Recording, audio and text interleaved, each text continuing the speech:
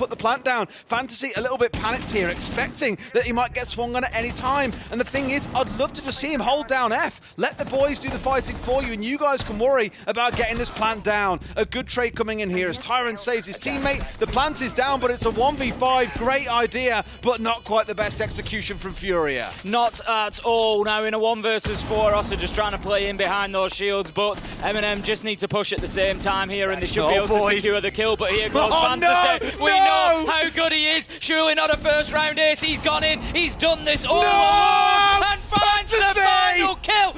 M&M, you cannot allow that to happen. He goes in. He puts the shield down. He gets the plant. He gets the kills. Fantasy 1, M&M 0. I think I'd agree with you. They seem to have a pretty good read on the fact that the site is relatively empty. That being said, Envy is able to take someone down at the top of the armory. Says that's Kansan. That's your Maverick player going down, and 2 of your nades as well. Box rather is that Sonics have this guy called Grixer, and he's just nuts. 15 and 5. He's had 5 multi-kills this game as well. Every round he seems to have an impact. If he's the next one to fall, if Sandbox can take him down, it changes the landscape so much! And I said it, and it happened straight away. MV Taylor shuts down that oh-so-impactful player for Sonics. Oh, no way. Or my disc inside of the ground floor to catch out the vertical nade too. Yeti has to throw his second, but there's only 40 seconds left. Rexon, he's made his way in, though. And he's going for another one. What a headshot. Rexon and Super together have made this nigh impossible for Envy Taylor. He is gonna have to ace as the plant is going down. One of the most experienced and oldest players at the tournament, with the game resting on his shoulders. A chance now to get their first point of the tournament. And he sees the feed. It's a 1v1. Can he ace? Oh! What is that from Envy Taylor? The 1v3 ace. Shayo just going to be holding the tight angle, playing inside of games once again. It's exactly the same position pretty much that we saw him last time. Citizen nade in hand, must have a bit of information. Uses the information perfectly there, as you say. Just a well-cooked nade. Absolute perfection, chef's kiss. It's normally where things like a mute jammer brought along here to assist with this kind of play as well. And they do have a mute on side, obviously, in Shayo, but the jammer's not in the right place to be able to deny the Flores Roteros coming raining through. This pressure now really starting to build up here inside of sites itself. Static being full white screened has got a wonderful crouch spot here, but a man sees him off towards the right. Prana with no idea what was going on. Down he goes, and a second nade comes in from Citizen. His second in the round. Here, good boy. He's just looking to prevent any push coming in from the bathroom window. As G2, they're trying to extend their presence around site. They're trying to find new angles that they can just make it more and more difficult for them to be able to hold on. Quad kill for Citizen as he goes towards site and gets himself a double. That's the ace. That's the shutdown. And that is kitchen dining done. 2 nades and just walks up onto 90 and frags through 3 on site. I don't know if that's because Sandbox had so much focus going upstairs here, I won't lie. He had to get outie there, but he did not, and now it's leaving FaZe with just in the man disadvantage. But for G2, they still have 45 seconds left. That's some time to bait out this utility of Souls, plan out the execute they want to go for. It's just, look at that! Hang on a second, though. Citizen, he's able to claw it back, though, and now G2, they look like they're in pole position to take the round. Cyber's gone for a flank. He finds a double! Cyber!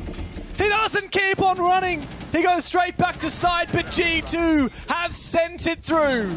That diffuser is cold on the ground, but it's a 2v1. Cyber!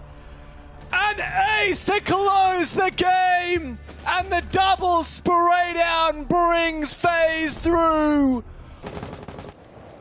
It's not a slow beginning for Wolves. Oh no, it's a trade though to start things off. Again, another slow round. First kill comes in halfway through the map, but Wolves have the upper hand. They did in the previous round, didn't really matter all that much. Things will go from bad to worse for W7M as another piece of the puzzle gets removed from play.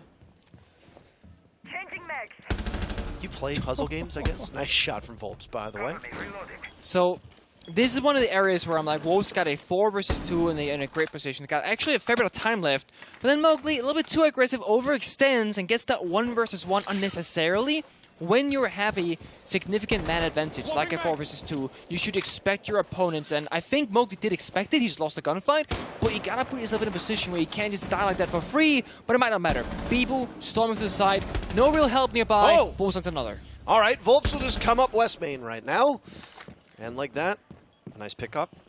And he's pretty much good to go. He can rotate running back around, and he can indeed run. It's a 1v2. Look at the HPs on the board for Wolves. A couple bullets from the carbine of Volps. He could very easily win this one. For the ace. Oh my goodness. He will need the ace clutch. 10 kills for Volps. Shinka's in a great spot to counter this, though. That's the real question. Volps doesn't really have a ton of intel. He's going to be playing blind. Spam pinged. They know where he is, but he doesn't know where they are. All he needs is a single shot. Can he control the recoil around it? He's got the injure. What an incredible ace from Volps and the diffuser to boot. Can anybody stop W7M? Bit aggressive. You can see he's being held at bay as if by a leash. But you just wait for the moment where he's let off and he will unleash. But this is just so dangerous for Game Gladiators. They only have so much utility to stop this push on the Wolves, and that's exactly what the Wolves need. Taking down Rix, taking down your last smoke canister to stop the onslaught of the attack. Wolves are on for the hunt now, hunting to retake the lead in this series. They've spotted out the flanking Ape, and they're going to rely on Mowgli. Joe is the power player here for GG, and Wolves need to take him out. What is that? Once again, Mowgli. He howls on through. Ape on for a flank. It's a quad kill for Mowgli. But thanks to Ape's flank, it's a 1v2. Harvin is not going to get it done because Mowgli is so damn good. Yet another ace in the Berlin Major. Herds has also been the best performer on the team. You take a look, you don't need to be a caster to know that he has so many kills to his name. Kaze walks in, KZ takes down Vertical, and KZ's been having a very impressive couple rounds here. Oh. Still 60 bullets remaining, but JV picked off by Laxing. That's not their intended target. You want to silence KZ as quickly as you can. But nothing really all that successful. That's the Maverick down too. So when you talked about contingency plans, your contingency is now just a single hard breach in the hands of Thermite. One exothermic charge has already gone off on the hatch. You have to suspect the other will go over towards the kitchen hatch. Maybe not. Maybe open up dirt. Yeah. Oh. Less risk of an impact trick if you go dirt, of course, so a guaranteed opening versus risking kitchen. Either way, it's not really pretty because dirt is hard to take, especially given the fact that you're low on HP on KC. Probably Thermite himself got to injury in this case. Who's gonna plant? I don't know. Diffuser's outside the map. Volps. He'll just juggle it up. That's it. 2 deaths to W7M and KZ being low on HP. Now it's Volps to survive with a single point to his name. This is actually incredible. The last 3 rounds, somebody from W7M has literally had 1 to 2 HP, and that's it. It is so unusual for us to see that. And this is also where a Finka being gone could mean the entire difference in a round. Laxing collects yet another kill, his 3rd. For a 4th, he could have them all. He just needs to find GDN in a bit of a sloppy gunfight. No, that's not what you want. Every kill could be yours, Gabe. The world could be yours.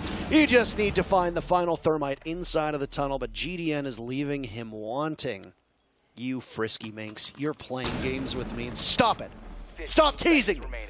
Laxing wants this final kill, the rest of the team allowing him to do that. Flashbangs go out, but the Thermite could actually deprive them, but he won't. Laxing picks up every single kill, and the round breaks to OXG.